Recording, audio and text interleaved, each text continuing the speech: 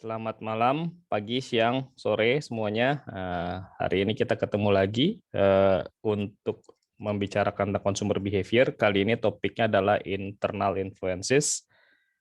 Kemarin di pertemuan sebelumnya saya pernah menyinggung bahwa yang mempengaruhi keputusan seseorang membeli itu antara lain adalah pengaruh internal, pengaruh eksternal gitu ya. Jadi bukan satu faktor, banyak faktor.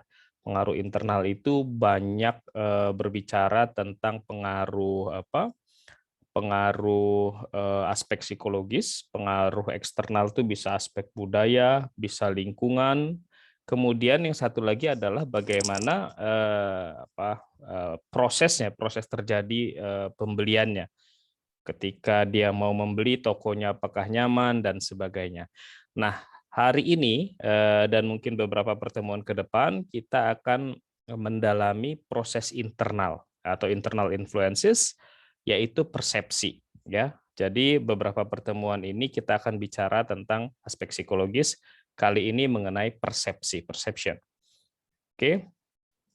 Nah, learning outcome-nya adalah setelah kelas ini diharapkan teman-teman semua mengetahui bahwa produk and commercial message often appeal to our sense. But because of the profusion of this message, we don't notice most of them, gitu ya. Produk dan message atau pesan-pesan dari produk atau dari komersial gitu ya, dari iklan dan sebagainya, kadang-kadang itu kita terima, tetapi kita nggak bisa, nggak notice bahwa ada pesan tersebut. Kenapa? Karena begitu berlimpah pesan yang kita terima atau informasi yang kita terima, gitu. Hingga ini membuat sebagai seorang marketer itu makin sulit untuk menyampaikan pesan, menyampaikan informasi kepada konsumen. Nah, itu learning outcome pertama. Kalian harus menyadari bahwa menyampaikan informasi saja itu merupakan tantangan tersendiri bagi marketer. Ya, karena begitu banyaknya informasi sekarang hingga memilahnya sangat sulit, hingga konsumen juga menjadi menjadi tidak bisa fokus terhadap satu informasi. Nah, yang kedua, perception is three stages process that translates raw stimuli into meaning. Jadi persepsi itu adalah proses 3 tahap yang memproses, menerjemahkan stimuli atau stimulus atau rangsangan menjadi sebuah meaning. Dalam hal ini adalah stimuli yang di-create oleh company. Jadi misalnya company mengeluarkan sesuatu atau menginformasikan sesuatu, si pelanggan mempersepsikan melalui 3 proses ini, kemudian menerjemahkan atau memaknai informasi yang diberikan tersebut. Nah, pemaknaannya ini bisa berbeda-beda tiap orang. Ya, itu yang akan kita discuss juga hari ini. Dan yang ketiga, the field of semiotics help us to understand how marketer use symbol to create meaning. Bagaimana marketer menciptakan simbol untuk menciptakan makna-makna. Nah, ini disebut bidang ilmunya semiotics ya. Bagaimana tulisannya seperti apa, kemudian gambar tertentu menyimbolkan apa dan warna tertentu menyimbolkan apa gitu ya. Simbol-simbol tertentu, misalnya kalau ketenangan itu disimbolkan oleh misalnya gambar lembah gitu ya, itu ketenangan jiwa gitu ya, atau misalnya kedamaian tuh digambarkan oleh laut gitu. Atau banyak hal lain, misalnya kalau feminin itu digambarkan oleh rambut panjang, macho, atau laki-laki itu digambarkan oleh perilaku yang lebih keras begitu ya. Nah, itu adalah dunia semiotics. Nah, bagaimana kita memberikan simbol-simbol tertentu, bisa di dalam iklan kita, di dalam produk kita, hingga itu lebih relate. Maknanya itu membuat si konsumen kita itu mempersepsikan sesuai yang kita inginkan, sesuai yang kita targetkan. Kurang lebih gitu. Nah, itu nama bidang ilmunya adalah semiotics. Nah, sebelum kita mulai, kita start dengan sensation and perception. Sensasi dan persepsi, ya. Sensasi refer to the immediate response of our sensory receptors to basic stimuli such as light, color, sound, odor, and texture. Jadi sensasi itu adalah respon immediate kita terhadap sensory receptor. Sensory receptor kita itu ada 5.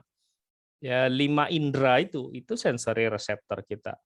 Ada mata, telinga, hidung, mulut, skin ya untuk touch gitu. Nah, kemudian perception itu apa? Perception is the process by which people select, organize, and interpret the sensation. Jadi kita menerima sensasi, kita menerima stimuli lewat 5 indera kita, lalu kita memilih, mengorganize dan menginterpretasikan sensasi itu. Oh, ini sensasi misalnya kalau kita ini ya, kita cicip, oh ini sensasinya manis. Persepsinya apa manis itu? Gitu ya. Misalnya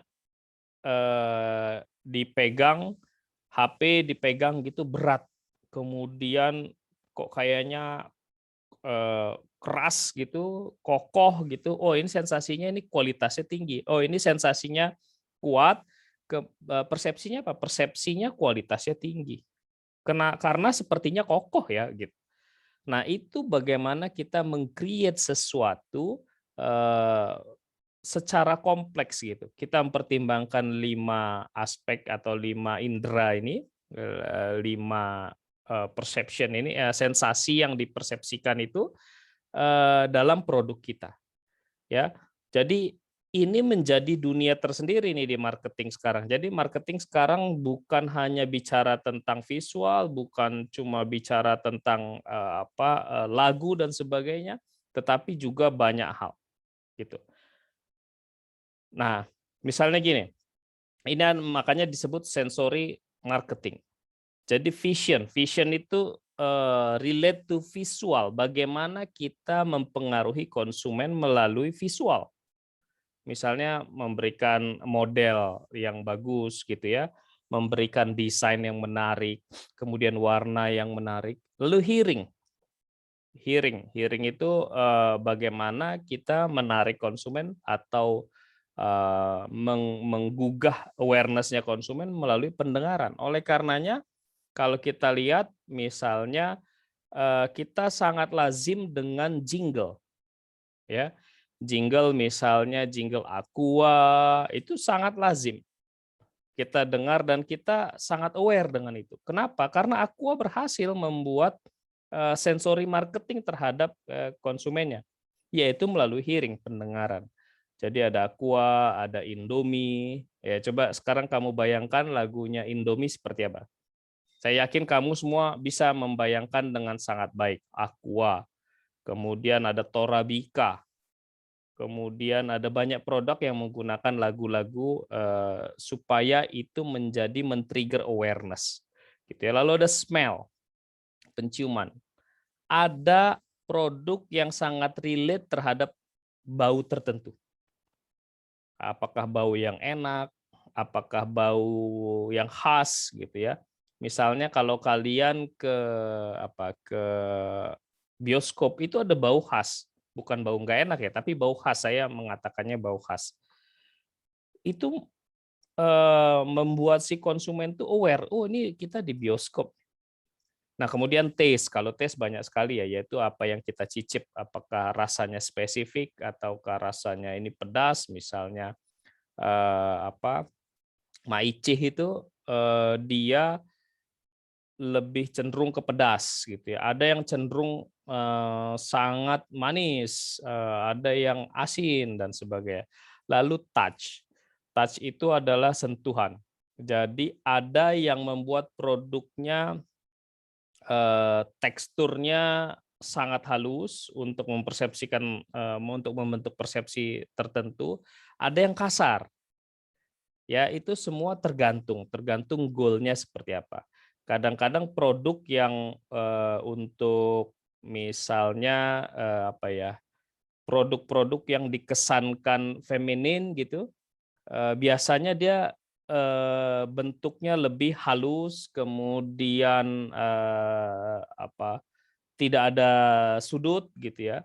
Akan berbeda juga dengan apa, bentuk-bentuk yang lain yang kasar, disentuh kasar itu lebih ke laki-laki misalnya seperti itu. Nah, itu bagaimana sensori itu bisa mempengaruhi si konsumen untuk membeli suatu produk. Ini contohnya, BreadTalk. Saya cukup yakin teman-teman semua kalau di mall gitu ya, lewat mungkin nggak lewat di depan BreadTalk, misalnya BreadTalk lantai 1, kalian di lantai 2. Begitu cium aromanya kalian ngeh langsung, ada BreadTalk di bawah atau ada BreadTalk di sekitaran sini, gitu ya. Itu sebenarnya bagaimana BreadTalk menggunakan apa, aroma sebagai cara marketing mereka. Jadi dia menggugah apa, keinginan kalian untuk membeli melalui aroma. Ada juga sate Padang. Jadi sensori marketing ini sebenarnya sudah dilakukan jauh sebelum apa, sebelum penelitian ini ada, bahkan sebelum consumer behavior ada. Jadi yang jualan sate Padang sudah melakukannya. Bagaimana caranya? Mereka membakar apa, lemak daging itu, jadi disengaja dibakar supaya apa? Supaya aromanya kemana-mana. Jadi kalau kalian apa, aware gitu ya, di sate Padang tuh kok bisa aromanya kemana-mana ya dan khas sekali. Jadi memang ada lemak yang dibakar di arangnya supaya menghasilkan asap dengan aroma yang menggugah selera. Nah, ini bagian dari sensori marketing. Dan kita sudah melakukannya, artinya tukang sate Padang sudah melakukannya dari sejak lama itu. Nah, bagaimana sih proses mempersepsi, membentuk persepsi? Pertama, ada stimulus atau rangsangan yang mengenai atau yang terekspos pada apa, panca indera kita, sight, sound, smell, taste, and texture. Nah, itu diterima, stimuli itu diterima oleh panca indera kita yang 5 ini, mata, telinga, hidung, mulut, dan skin ya untuk texture. Nah, kemudian setelah itu kita terekspos, kemudian kita menjadi apa ya, memberikan atensi, perhatian. Atensi, kemudian kita misalnya membaca, kemudian kita melihat, lalu kita menginterpretasikan. Nah, di sini kuncinya nih, interpretasinya apa? Ya, interpretasinya apa?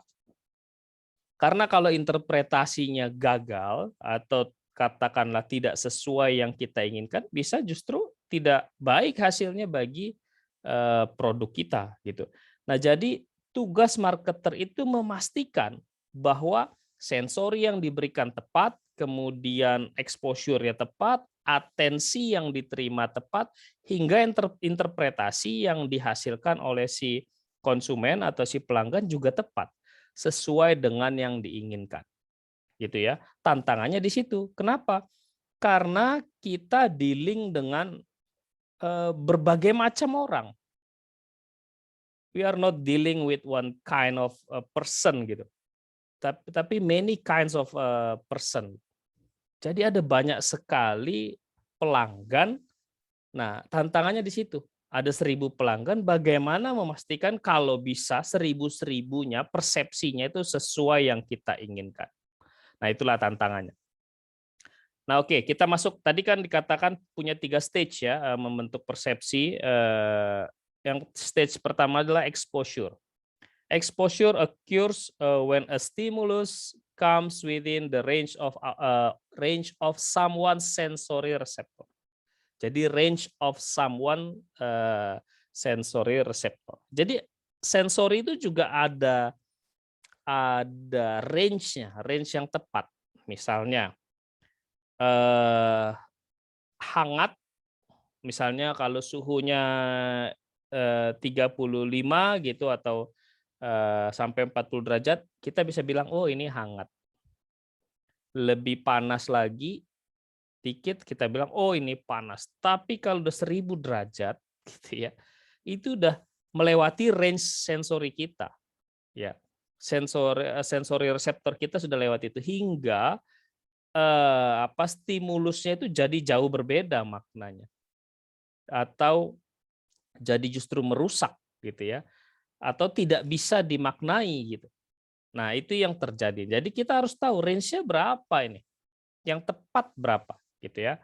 Nah, kemudian consumers concentrate on some stimuli, are unaware of others, and even go out of their way to ignore some message. Jadi kalau banyak stimulinya, stimulusnya banyak, konsumen itu sebenarnya tidak berkonsentrasi pada semua. Dia hanya berkonsentrasi satu, ya paling dua gitu. Dan yang lain tuh di-ignore. Jadi kalau kalian mau membuat exposure atau membuat men-trigger seseorang melihat iklan kamu misalnya, atau ingin memahami iklan atau informasi yang kamu sampaikan, pastikan bahwa dari sekian banyak informasi yang kamu berikan, message yang utama yang kamu sampaikan tersampaikan dengan baik. Contohnya begini, contohnya banyak sekali saya lihat billboard itu yang semuanya seolah-olah mau diinformasikan di satu billboard. Ada 10 informasi di satu billboard. Bayangkan, satu billboard, kamu naik mobil, ada billboard, ada 10 informasi. Si pengiklan itu punya satu informasi utama. 9 yang lain itu adalah penunjang. Yang nggak terlalu penting sebenarnya. Tapi dia mau menginformasikan semua.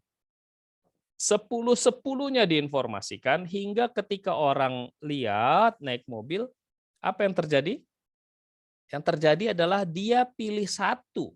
Bisa jadi sekenanya gitu ya. Dia ngelihat yang pojok kiri atas, itu duluan yang dibaca, itu duluan yang direcord dengan baik oleh otaknya. Nah, cara seperti ini artinya memberikan semua informasi pada satu billboard itu adalah cara yang salah. Kenapa? Karena itu menjadi clutter, pengotor. Ya. Jadi si konsumen tidak bisa memilah informasi mana nih yang paling harus saya pilih. Ya, jadi itu yang harus kita pertimbangkan. Ya, di sini ditulis we notice stimuli that come within range for even a short time. Kemudian if we so choose ya. However, getting a message notice in such a short time or even in a longer one is no mean feat. Jadi kita punya waktu, mata kita melihat, kita memilih informasi secara cepat atau ya sedikit lebih lama. Nah, tantangannya di situ. Waktu kita terbatas, cara kerja otak manusia juga dia memilih satu yang yang paling cepat dia lihat, kemudian yang mungkin dianggapnya paling relevan dan ignore yang lain. Ya. Oleh karenanya pastikan stimulus yang kalian berikan, informasi yang kalian berikan itu masuk pada range sensory threshold gitu ya. Kenapa? Kalau kita di luar sensory threshold, si konsumen malah nggak notice. Bagaimana kita menentukan supaya memastikan informasi kita berikan itu adalah ada di sensory threshold? Itu tantangannya. Nah, stimuli may be above or below a person's sensory threshold, which is the point at which it is strong enough to make a conscious impact in his or her awareness. Jadi kalau dia di dalam sensory threshold, itu si konsumen aware. Kalau di luar itu dia nggak aware. Nah, banyak cara yang dilakukan supaya kita masuk ke sensory threshold. Ya, misalnya ini yang dilakukan Lazada. Ya, Yang dilakukan Lazada itu memasang iklannya terbalik. Mungkin teman-teman masih ingat ini dilakukan banyak. Kalau di Jakarta banyak sekali nih. Kenapa sih sebenarnya dia pasang iklan terbalik? Iklan terbalik itu memastikan bahwa dia berbeda. Karena dia berbeda, dia memiliki tempat khusus di otak bagi yang melihatnya. Kemudian dia masuk dalam sensory threshold, gitu ya. Jadi orang aware bahwa ada bedanya nih, gitu. Nah, misalnya ini, dulu ini kemasan yang lama, awal-awal 50% extra free untuk teh kotak. Dia menambahkan warna kuning di atas. Kenapa? Memastikan bahwa orang tuh notice. Konsumen tuh notice. Ini menjadi memastikan bahwa dia in range of sensory threshold. Jadi konsumen harus ngeh perubahan itu. Gitu ya. Ada juga misalnya logo, perubahan-perubahan logo. Ada yang nggak masuk sensory threshold, dia nggak bisa dinotis dengan baik. Misalnya Pertamina. Pertamina dari 6168 bentuknya ternyata bintang gitu. Saya juga baru tahu itu. Nah, 6168 kemudian berubah menjadi yang bintangnya kuning, tetapi belum ada kotak birunya. Kemudian 68 2005 berubah lagi dia menjadi ada birunya. Nah, dari 6168, 68 2005 menurut saya dia tidak masuk sensory threshold. Ya, jadi dia nggak dinotis dengan baik oleh si konsumen. Bisa jadi itu by design, bisa jadi memang si Pertamina mau mengubah tetapi dia ingin membentuk persepsi pelanggan tidak ada perubahan. Bisa jadi seperti itu. Nah, kemudian 2005 sampai sekarang berubahnya total. P. Jadi Pertamina sekarang menjadi P gitu ya logonya. Dan kita sangat notice. Nah, begitu misalnya contohnya lain adalah Pepsi. Pepsi berubah-berubah tuh dari 1898. Can you imagine dari 1898 sudah ada Pepsi. Ya. Seperti itu logonya. Kemudian di 1905 berubah sedikit ya huruf-hurufnya makin tebal gitu.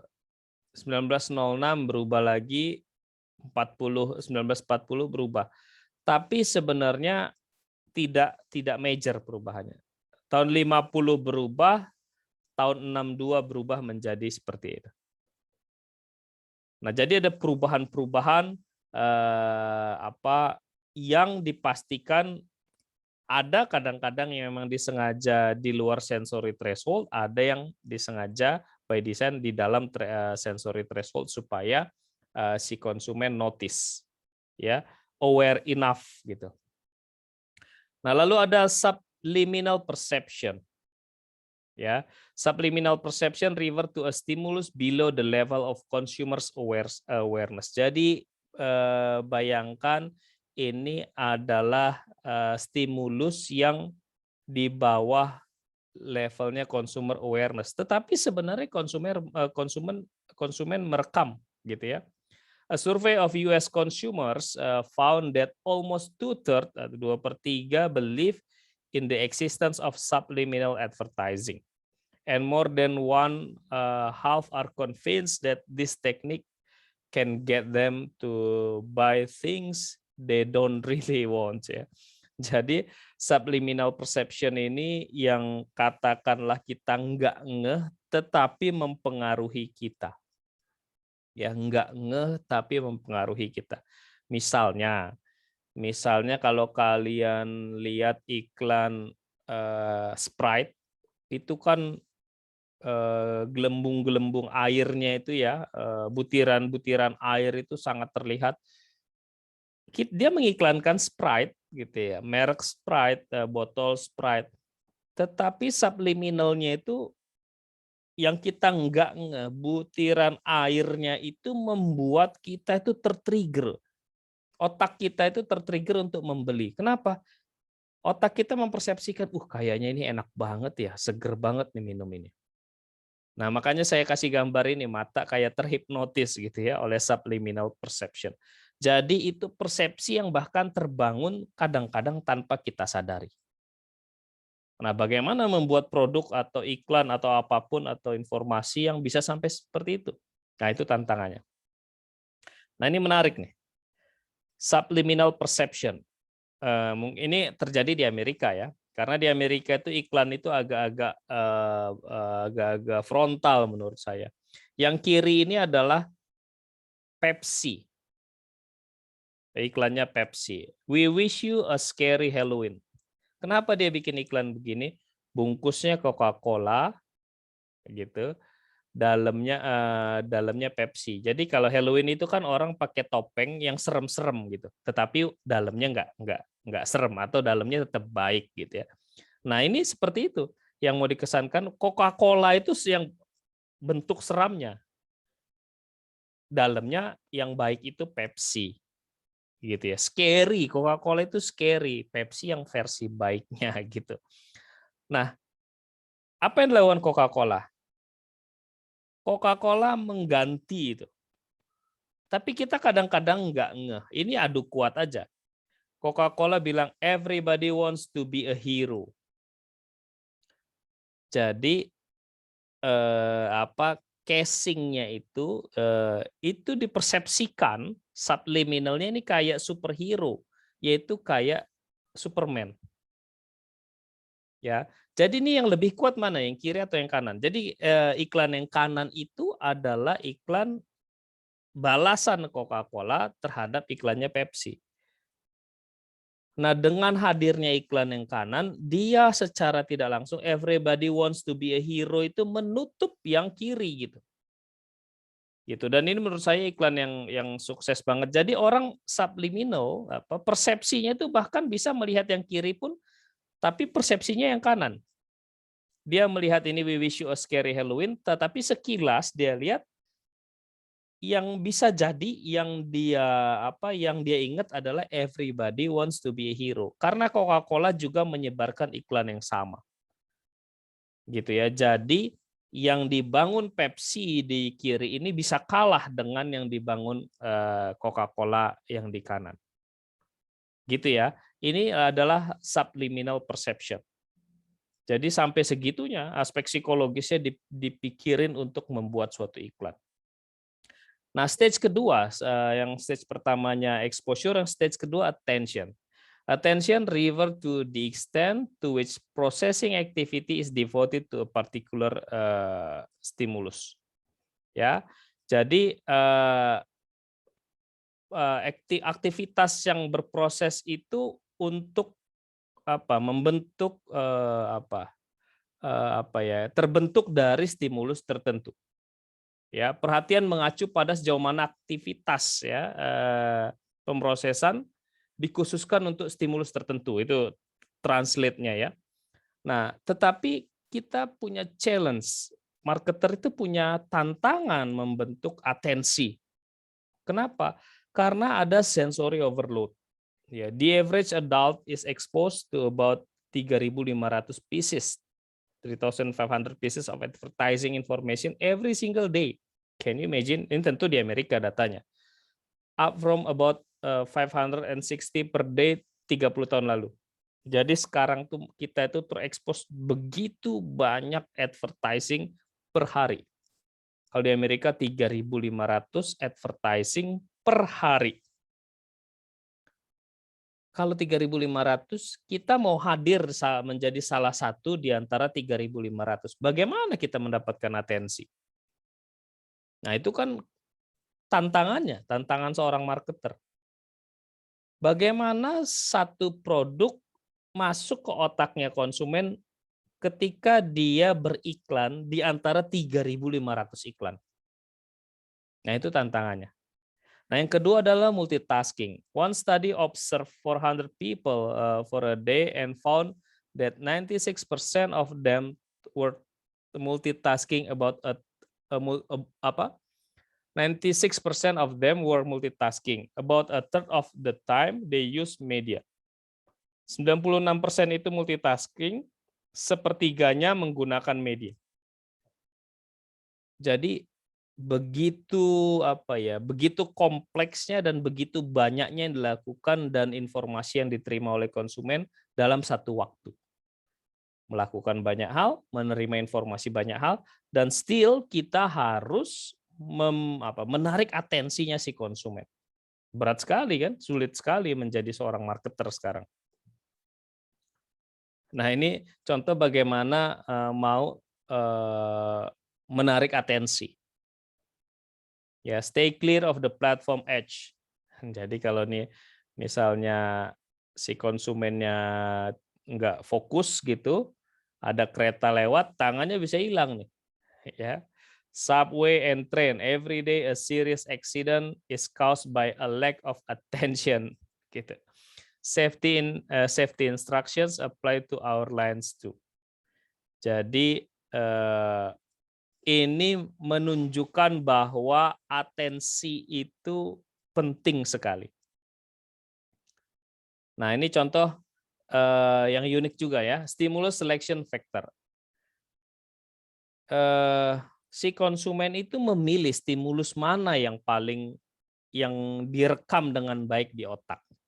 Apa saja faktornya? Ada size, ada color, ada position, ada novelty. Ya, novelty itu keunikan lah, kebaruan. Dia belum pernah menerima yang seperti itu, dia akan itu menjadi faktor penting.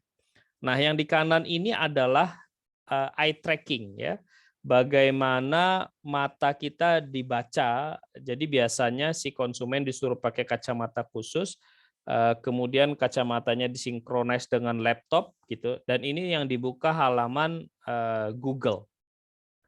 Nah, semakin warnanya merah, disitulah pusat yang makin banyak mata kita tertuju. Jadi kalau kita lihat di sini, posisi menentukan. Ya, jadi ada benarnya posisi menentukan prestasi. Di sini posisi yang menentukan.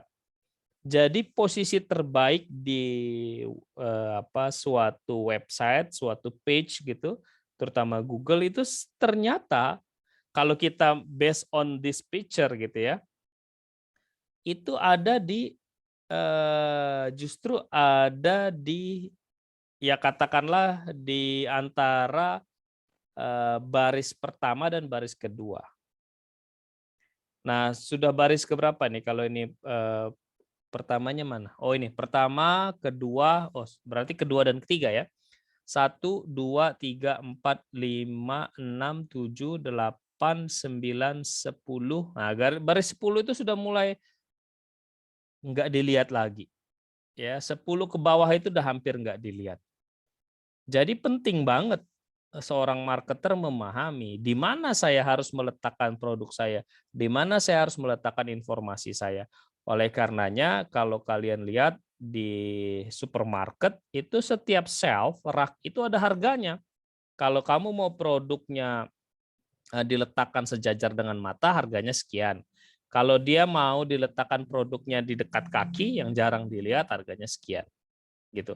Bahkan penelitiannya sudah ada yang eye tracking melihat begitu masuk supermarket dia nengok kiri dulu atau kanan dulu. Ya, itu dilakukan bisa untuk ribuan, ratusan sampai ribuan orang hingga datanya keluar. Nah, dengan mengetahui itu, dia bisa tahu saya taruh stimulusnya di mana ya. Saya nempel iklannya di mana. Saya nempel diskonnya di mana. Gitu ya. Di sebelah kanan kasir kah atau di sebelah kiri kasir? Di sejajar mata atau di bawah mata atau di atas mata atau digantung di misalnya di langit-langit. Nah, itu semua ada ilmunya. Itu semua dihitung dan direkam dengan baik hingga si marketer tahu di mana harus meletakkan stimulus. Kenapa? Karena orang itu menerima stimulus itu ada banyak faktor yang mempengaruhi. Nah, yang terakhir, stage terakhir baru interpretasi. Nah, kalau kita lihat nih gambar yang kanan ini, seseorang bisa menganggap ini gambar burung dengan paruh yang panjang.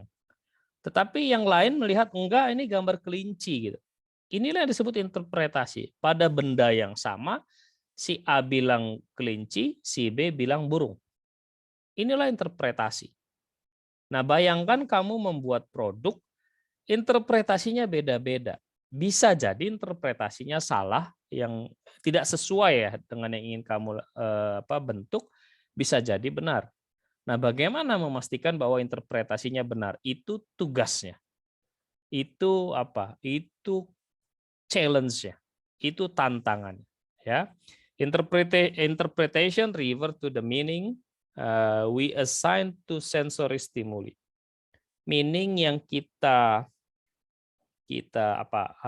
makna yang kita bentuk atas sensori, atas stimulus dari sensori, ya. Just as people differ in terms of stimuli that they perceive, the meaning we assign to the stimuli vary as well. Jadi orang itu menerima stimuli atau stimulus atau informasi atau rangsangan itu berbeda-beda, hingga pemaknaannya pun berbeda-beda. Itulah yang disebut interpretasi. Gitu ya. Misalnya ini hanya contoh ya. Misalnya Yamaha bilang selalu terdepan. Kan iklannya Komeng pakai motor cepet banget, bajunya robek-robek gitu ya, sampai robek-robek. Ada orang yang persepsinya, wow, ini motor cepet banget. Ada orang, bisa jadi ada orang persepsinya, wah bahaya nih. Gitu ya. Wah bahaya nih. Ada yang persepsinya, oh saya nggak akan kasih tuh ke anak saya. Gitu ya. Ada, wah ini mah bukan untuk apa ya, bukan motor untuk orang kantoran gitu. Karena persepsinya bisa berbeda-beda. Ya, jadi bagaimana memastikannya bahwa persepsi yang terbentuk sesuai dengan yang kita harapkan. Nah, itu tantangannya ya. Lalu ada interpretational bias. Our brain tend to relate incoming sensation to others already in memory. Otak kita cenderung merelasikan sensasi sensasi yang masuk pada sesuatu yang sudah ada di memorinya. Saya ulangi ya, otak kita cenderung merelasikan atau mengaitkan sensasi yang masuk dengan hal lain yang ada di memorinya.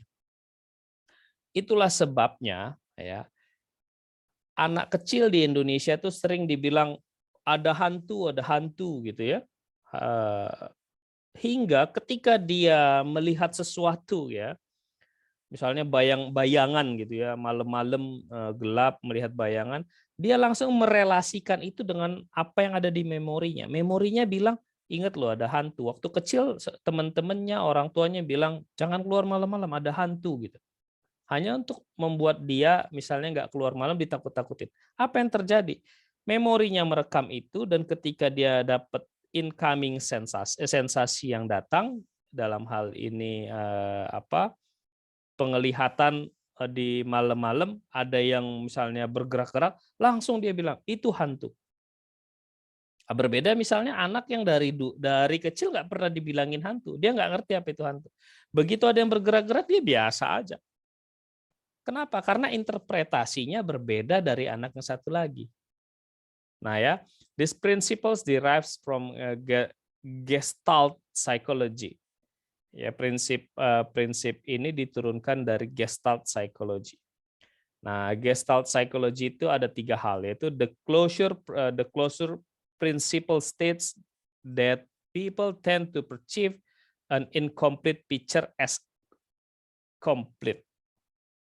Jadi orang cenderung melihat picture itu yang nggak komplit itu sebagai komplit. Maksudnya apa? Maksudnya gini, kalau kalian melihat tulisan yang pakai neon box gitu, ada satu huruf yang mati, tapi kamu tetap masih bisa menginterpretasikannya dengan baik. Itu nggak komplit, tapi otak kamu kan sudah punya rekaman sebelumnya. Sudah punya rekaman hingga dengan segera otak kamu mengkomplitkan yang nggak komplit itu. Ya, dia merelate tadi ya, merelate dengan memori yang ada sebelumnya. Jadi dengan cepat dia mengkomplitkan gambar yang atau stimuli yang masuk. Gitu ya. Oleh karenanya kalau kamu Kamu kamu pernah lihat nggak ini, mungkin nanti saya share ya, bagaimana orang bisa membaca sangat lancar huruf yang acak-acakan. Tetapi, yang acak-acakan hanya di tengahnya. Misalnya, gelas gitu ya, G-E-L-A-S. E-L-A-nya diacak-acak, yang belakangnya S, yang depannya G, kamu masih bisa tetap membaca dengan cepat bahwa itu adalah gelas. Misalnya menjadi G-E-L-A-S harusnya menjadi G-L-E, G-E-L, A dan E-nya dibalik lah gitu. Kamu pasti dengan cepat bisa membaca itu gelas maksudnya. Kenapa? Karena kita sudah punya memori sebelumnya dan otak kita dengan segera merelate itu. Ya. Dan yang kedua adalah similarity principle. Tell us that consumers tends to group together object that share similar physical characteristic. Jadi kesamaan-kesamaan itu direlate oleh si customer, gitu ya. Kesamaan-kesamaan fisik itu merelasikan terhadap sesuatu, ya. Dan digrup-grupkan, gitu. Jadi misalnya apa ya?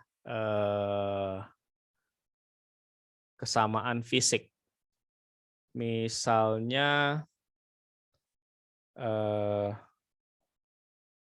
musik tertentu, ya musik punk lah. Ya, musik punk itu ada ciri khas fisiknya. Nah, begitu orang ada ciri-ciri seperti itu, kita langsung menggrupkan itu, oh ini anak punk. Gitu ya. Atau misalnya gaya Harajuku atau gaya K-pop, itu kan punya kesamaan-kesamaan fisik hingga kalau ada orang yang mirip itu kita langsung mengkategorikan ini anak K-pop gitu ya. Nah, itulah prinsip the similarity principle, ya. Kemudian the figure ground principle states that one part of stimulus will dominate the figure. Jadi satu bagian dari stimulus itu akan mendominasi big picture-nya. And other parts recede into the background atau the ground. Ada the figure, ada the ground. Jadi bagian lain itu menjadi background.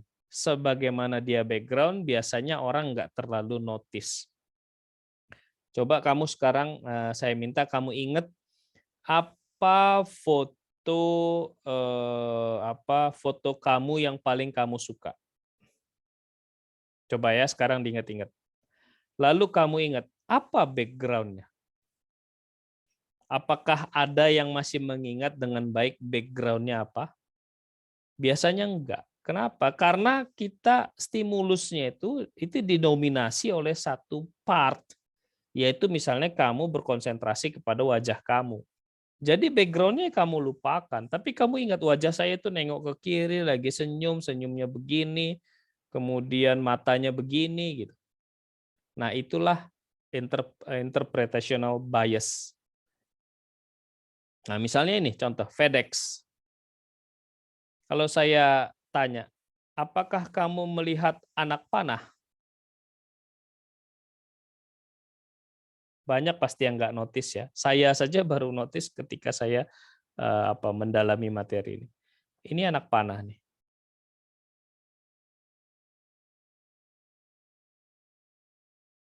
Part yang menjadi dominan itu tulisan FedEx. FedEx Corporation itu menjadi part yang dominan. Hingga yang ada di informasi lain yaitu anak panah, ini anak panahnya itu menunjukkan progres atau mungkin kecepatan si FedEx ya. Kita nggak notice jadi bahwa dia punya anak panah. Kenapa? Karena didominasi oleh tulisan FedEx. Otak kita sudah didominasi oleh tulisan FedEx. Gitu ya. Nah, lalu kita bicara tentang semiotics. Semiotics atau meaning, a discipline that studies the correspondence between sign atau tanda and symbol and their roles in how we assign meanings. Bagaimana tanda atau simbol itu membentuk makna atau meanings, atau bagaimana kita memaknai tanda atau simbol. Ya, ada 3 yang terkait, yaitu objek, dalam hal ini produk, sign, image atau tanda, kemudian interpretan atau meaning. Misalnya objek atau produknya itu Marlboro sigaret. Tanda dari Marlboro sigaret itu cowboy. Meaningnya apa cowboy itu? Maknanya apa? Orang yang melihat tuh memaknai cowboy sebagai apa? Sebagai rock American, American yang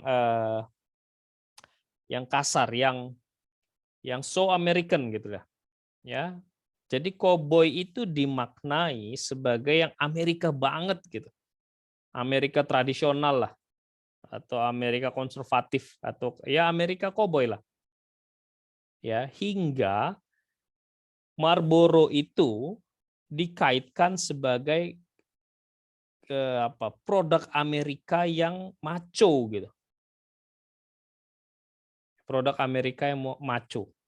Kenapa? Karena dia punya sign cowboy, dan cowboy itu punya interpretan rock American atau American yang kasar gitu ya. Hingga maknanya somehow terbentuklah makna bahwa ini Amerika banget, ini cowok banget. Gitu ya. Nah, misalnya ini. Rokok Marlboro. Gitu ya. Jadi ini sudah terbentuk sedemikian rupa hingga maknanya itu hampir sama menurut saya untuk semua orang. Ya, jadi mereka sangat baik membentuk persepsi. Dan saya cukup yakin maknanya hampir sama untuk semua orang. Ya, sangat baik membentuk persepsi. Jadi nggak ada yang bias-bias tadi. Ya. Nah, lalu yang terakhir adalah perceptual positioning. Jadi yang kita lakukan, yang kita discuss hari ini, goalnya adalah bagaimana kita membentuk persepsi.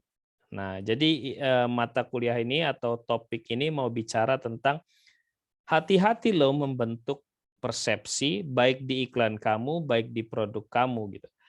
Ya, jadi ada banyak hal yang harus kita perhatikan. Kita harus perhatikan misalnya tadi 3 stages tadi. Stages pertama itu exposure-nya seperti apa, kemudian stimulinya seperti apa, interpretasinya seperti apa. Gitu ya.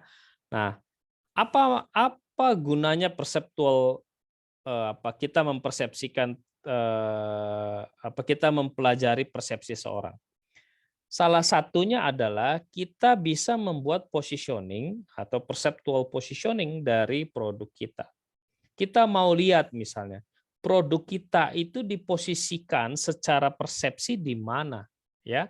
When a marketer understands how consumers think about a set of competing brand, it can use this insight to develop a positioning strategy. Jadi kalau kamu mengetahui persepsi si konsumen terhadap produk kamu, kamu bisa membuat strategi positioning. Gitu ya. Itu salah satu tujuannya kita mempelajari persepsi. Nah, misalnya ini. Kalau kita bagi ini perceptual map namanya. Yang atas itu classy, yang bawah itu practical, klasik dan practical, yang kiri konservatif, yang kanan itu sporty. Di mana letak brand-brand mobil ini? Oh, kalau Kia praktikal. Kenapa ya? Kia kan untuk fungsi saja, lebih banyak untuk fungsi. Dia nggak classy. Dia konservatif, dia nggak sporty. Ya, ini bisa macam-macam. Bisa classy, praktikal, murah, mahal, terserah. Itu tergantung kamu mau menggunakan faktor apa dalam membentuk perceptual map kamu. Ya. Mercedes itu apa? Oh, dia agak konservatif, tapi dia classy, gitu ya. Berbeda misalnya dengan Ferrari ya. Ferrari itu sporty dan classy. Audi itu lebih sporty daripada daripada Mercedes. Tapi Mercedes lebih classy, gitu ya. BMW itu lebih sporty daripada Mercedes, tapi Mercedes lebih classy. Gitu. Kalau Ford itu konservatif, apalagi di Amerika. Ford itu ya Amerika banget, Amerika konservatif itu udah Ford. Gitu ya. Jadi ini memang produknya Amerika, tapi dia lebih ke praktikal. Kalau Toyota ya dia nggak classy, dia lebih antara konservatif dan sporty, tapi dia praktikal. Renault juga begitu. Ini Dacia ini saya nggak tahu nih produknya apa. Citroen dia lebih kepada konservatif. Nah ini semua bagaimana menyusun ini? Caranya adalah dengan mengetahui si konsumen itu mempersepsikan apa sih brand-brand ini gitu. BMW itu dipersepsikan seperti apa sih? Audi itu dipersepsikan seperti apa? Nah, sekarang kamu sebagai calon entrepreneur, kamu harus mampu. Misalnya kalau kamu punya produk, kamu harus ngeh, produk saya ini dipersepsikan apa ya oleh si konsumen. Pertanyaan berikutnya adalah, persepsi yang terbentuk di benak konsumen, apakah sama dengan yang saya targetkan? Tadinya saya jualan baju, saya ingin konsumen mempersepsikan bahwa baju yang saya jual ini adalah baju high class berkualitas. Tetapi yang terbentuk adalah waktu kamu survei konsumen bilang, "Oh, ini baju murah." Kenapa bisa sampai itu persepsinya baju murah dan nggak high class, ini for daily use gitu. Kenapa persepsinya sampai terbentuk gitu? Ternyata kamu salah meletakkan strategi misalnya pricing. Kalian ingin membentuk persepsinya adalah high class, tetapi pricingnya murah. Nggak cocok. Malah justru yang terbentuk ini loh baju murah dan untuk daily use gitu. Nah, itu artinya ada mismatch antara yang kamu targetkan dengan yang terbentuk di benaknya si konsumen. Nah, dengan mata kuliah hari ini, topik kali ini, saya ingin katakan bahwa kalian harus memahami, membentuk positioning, membentuk persepsi konsumen itu harus memperhatikan aspek psikologisnya si konsumen. Ya, atau topik besar hari ini adalah harus memperhatikan internal influence-nya si konsumen. Begitu ya. Nah, saya rasa masih ada nggak ini? Nah, itu saja hari ini. Topik berikutnya kita masih membahas tentang internal influence, tetapi itu akan tentang memori, tentang learning, kemudian tentang lifestyle, kemudian tentang bagaimana konsumen mempersepsikan dirinya sendiri atau bagaimana konsumen memandang dirinya sendiri. Ya, setelah itu semua internal influences, kita bicara external influences, kita bicara buying process. Ya, kurang lebih itu aja hari ini sesi kali ini. Terima kasih. Sampai ketemu pada meeting berikutnya. Ya, meeting berikutnya nanti saya cek apakah sudah meeting tatap maya atau asinkronus. Terima kasih, itu saja hari ini.